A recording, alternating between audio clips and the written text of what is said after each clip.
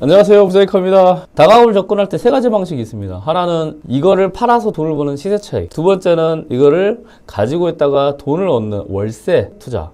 세 번째는 시세 차익과 월세가 같이 나는 대박 투자 방법이 있습니다. 그런데 다가구에서도 신축 다가구에 관심을 가져놓으면 지금은 파는 시세 차익용으로 괜찮다 생각하시면 돼요. 이 물건이에요. 이 봉청동에 있는 물건을 한번 보겠습니다. 약 102평짜리인데 얼마나? 지금 14억입니다. 아파트 가격에 비하면 거의 절반, 그리고 정말 메인 아파트 가격에 비하면 뭐 3분의 1 가격밖에 안 되죠. 근데 크기는 얘는 실평수 100평입니다. 그리고 봉청동에 있는 물건이고요. 여기서 중요한 점은 뭐냐?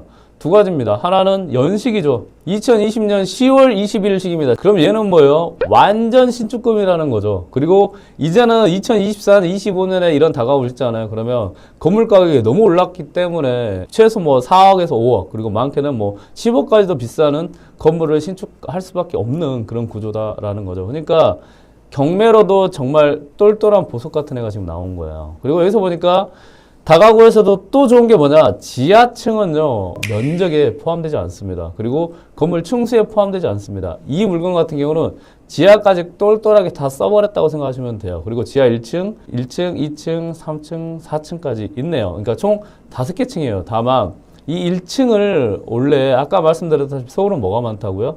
위반 건축물이 많다고 했죠. 그 말은 수요가 너무 많아요. 월세든 이런 살려고 하는 수요는 많은데 건물을 지을 수 있는 땅이 부족해서, 그리고 땅 중에서도 이 주차장을 낼 수 있는 땅이 좀 많이 부족해요. 그러다 보니까 이렇게 이런 사무소로 건축 허가를 내놓고 월세로 살 수 있는 이런 집으로 쓰는 경우가 많이 있습니다. 이게 서울 다가구의 일반적인 특징이라고 생각하시면 돼요. 이게 1층을 사무소로 해놓고 그 다음에 쪼개서 월세를 주는 다가구로 쓰고 있다고 생각하시면 됩니다. 그래서 총 5개 층이긴 하지만 얘는 지금은 아니에요. 아마 위반으로도 가능성이 있습니다. 다만 이런 서울의 특징이라고 생각하시면 돼요. 이런 게 너무 흔하기 때문에 이런 게 향후에 팔리는 것도 이 중개소에서 물어보면 이 지역이 비슷하면 또 괜찮은 가격에 팔린다 생각하시면 됩니다. 자, 그러면 이 물건은 월세와 얼마 정도 시세까지 놓을 수 있고, 그 다음에 위치는 어떻게 되는지 한번 확인을 하고 알려드리겠습니다. 자, 이렇게 지금 2020년식입니다. 그리고 여기에 지금 사람들이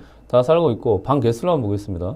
방 개수가 중요해요. 이게 지금 지하 1층이에요. 그러니까 한마디로 언덕비기에 있는 다가구들이 거의 이렇게 지하를 쓰는 경우가 많더라고요. 지하 보니까 1층이 다 해서 3개 호수가 있네요. 1층은 뭐예요? 사무소지만 방으로 썼다 생각하시면 돼요. 그럼 이거는 지금 사업까지 해서 4개가 있네요. 자, 2층도 4개가 있네요. 자, 또 볼까요? 3층 4개 있네요. 자, 4층 4개 있네요. 그리고 4층은 또 다락까지 있어요. 그러면 4층에 한 개 층은 월세를 잘 받을 수 있다라고 생각하시면 됩니다. 그리고 이게 다 해서 몇 개가 있냐? 19개의 월세를 받을 수 있는 다가구라고 생각하시면 됩니다. 대박이지 않나요? 이런 게 여러분들이 향후에 매매 차익까지 같이 얻을 수 있는 소위 대박 다가구라고 생각하시면 됩니다.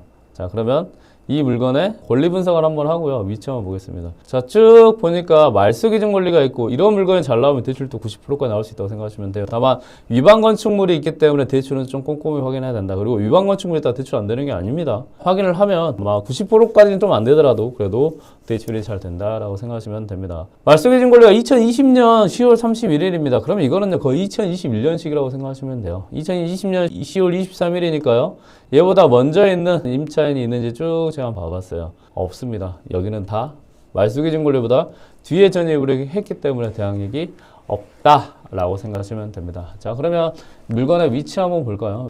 여기에 있는 거네요. 여기 있는 것이고, 지하까지 그래도 쓸 수 있는, 그리고 여기 보면 뒤쪽 이렇게 개방감이 그래도 꽤 있네요. 이런 물건들은 그래도 임차인들도 살기 좋은 물건이다 라고 생각하시면 됩니다. 여기 앞에 보면 바로 버스 타는 데가 있죠. 그럼 걸어가서 버스 타시고 내려와서, 그리고 지하철을 이용해서 출근과 그 다음에 뭐 공부하시는 분들, 그 다음에 뭐 대학생들이 많이 이용한다고 생각하시면 됩니다. 자, 그러면 여러분들이 궁금한 거는 이 물건에 대한 월세고, 그리고 향후에 얼마 정도 팔리는지, 그리고 팔 수 있는지 아마 궁금하실 거라고 생각해요. 요거는 정리를 해 봐봤어요. 정말 전화까지 다 해서 자료를 정리해 놓은 내역이라고 생각하시면 돼요. 자, 중요한 거는 뭐냐?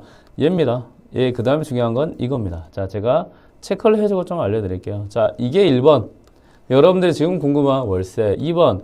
이 월세 대비 이 물건이 팔리는 가격이라고 생각하시면 돼요. 자, 얘는요, 월세가 딱 해보니까 전체 어떻게 되냐. 보증금 9,700만 원에, 방이 19개라고 했죠. 보증금 9,700만 원에 월세가 865만 원, 그리고 관리비가 97만 원이거든요. 그러면 관리비 포함해서 월세가 962만 원이 나옵니다.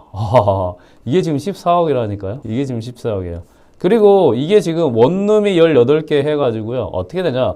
보증금 500만 원 정도 받을 수 있고요. 그리고 월세 45에서 관리비까지 55만 원 해서 이거는 약 50만 원을 받을 수 있더라고요. 그래서 다 하면 9천에 약 900 정도의 월세가 나온다고 생각하시면 되고요. 그리고 하나는 다락이 있어요. 다락이 있어가지고 700에 55만 원. 그래서 다 해서 월세가 9,700에 약 960만 원이 나옵니다. 이거를 제가 대출 5% 기준으로 해서 약 24억에 90% 대출을 했다고 해서 월세를 한번 계산을 해봤거든요. 그러니까 이자 빼고 월세가 얼마나 남냐? 한 400만 원 정도의 월세, 400에서 350만 원 정도의 월세가 남더라고요.